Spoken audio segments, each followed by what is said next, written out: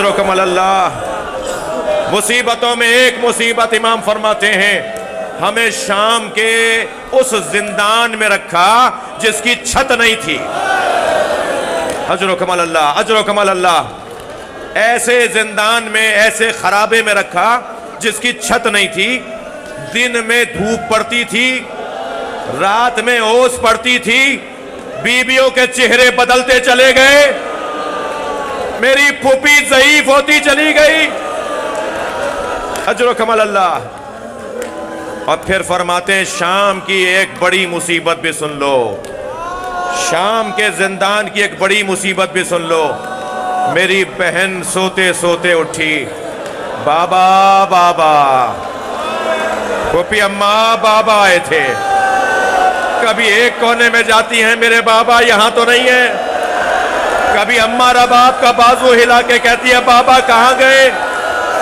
कभी ज़ैनुल आबिदीन मौला से जाके कहती हैं, भैया बाबा आए थे, वो कह रहे थे मैं तुम्हें लेने आया हूं, भैया मैं तो बाबा के साथ जाऊंगी। क्या जवाब दे सकीना को। बाबा बाबा की आवाजें बुलंद हुई। यजीद के आराम में खलल आया। अपने गुलामों कनीजों को बुलाकर कहा, ये बच्ची क्यों रो रही है। क्या इसने ख्वाब देखा है, हुसैन को ख्वाब में देखा है, अपने बाबा को याद कर रही है।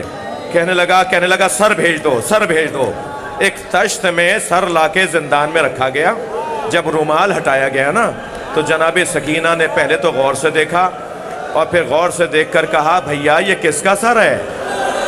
कहा, सकीना तुम बाबा को याद कर रही थी, ये बाबा का सर है। मुझसे बयान नहीं हो पाएगा। एक अरब खतीब से मैंने ये मंजर सुना कि जैसे ही बताया नहीं बाबा का सर है, तो बीबी जहां बैठी थी वहां से खड़ी हुई, 2 मर्तबा जमीन पे गिरी, फिर उठी, बाबा, और आगे बढ़ के बाबा के सर को गोद में लिया और पहला सवाल ये किया, बाबा आपके रुखसारों पे किसका खून है।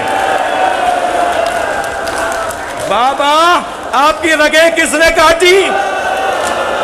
बाबा आपकी पेशानी पर चोट कैसी है। फिर कहा, बाबा मेरी बालियां भी उतार ली, बाबा मुझे तमाचे मारे। बच्ची बाबा बाबा कहती कहती खामोश हो गई। बाबा के मुंह पे मुंह रख दिया। इमाम सज्जाद आगे बढ़े, आवाज दी, फूफी अम्मा ज़ैनब, अम्मा रबाब को संभालो। आवाज आई, इन्ना लिल्लाह।